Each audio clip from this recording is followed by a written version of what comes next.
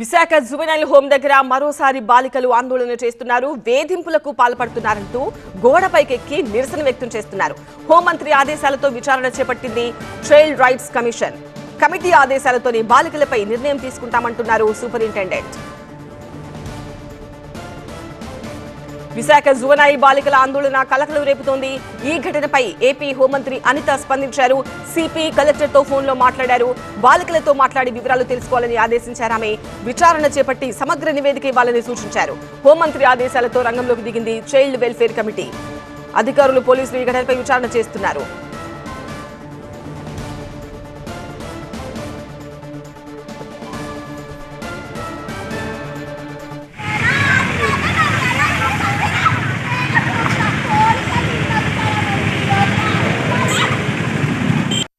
ఏదైతే నిన్న girls home విశాఖపట్నంలో కొంతమంది అమ్మాయి ఎవరైతే అక్కడ ఉంటున్న బాలికలు ఎవరైతే కొంతమంది నలుగురు అమ్మాయిలు వాళ్ళకి ఏదో ప్రాబ్లం ఉందని కూడా తెలియజేయడం జరిగింది.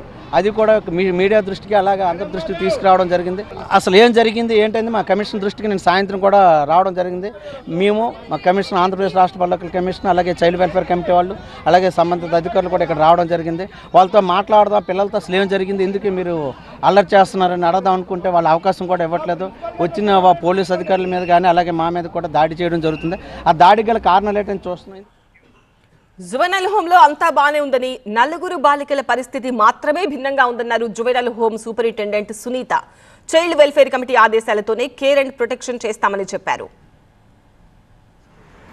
ఇప్పుడున్న పరిస్థితి అంటే వాళ్ళు ఏం చేస్తున్నారు, నాకు 2 days నుంచి చాలా ఇబ్బంది పడుతున్నారు. ఏంటంటే ఎక్కేయడం, పెంకులు ఎక్కేయడం, నమ్మ పంపించండి. అప్పుడు నేను ఆర్లవర్ పోలీస్ స్టేషన్కి నేను ప్రొటెక్షన్ అడిగాను. సార్ ఇలాగ ఎక్కేస్తున్నారు, చేసేస్తున్నారంటే వాళ్ళు రిపీటెడ్గా అరుస్తున్నారు. మీరు చూసే ఉంటారు. అలాగ అరుస్తున్నప్పుడు ఏం తిన్నా ఏం చేసినా కూడా నీరసం వచ్చేస్తారు తప్పితే మేము అప్పటికి అవి తిని ఇవి తినని చెప్తున్నాం. 3 పూట్ల అయితే భోజనం అయితే తింటున్నారు. కానీ విపరీతంగా అరవడం, గట్టిగా అరవడం, గట్టిగా కేకలేయడం చేయడం వల్ల కూడా వాళ్ళు నేర్చుకోవడం ఉండొచ్చు.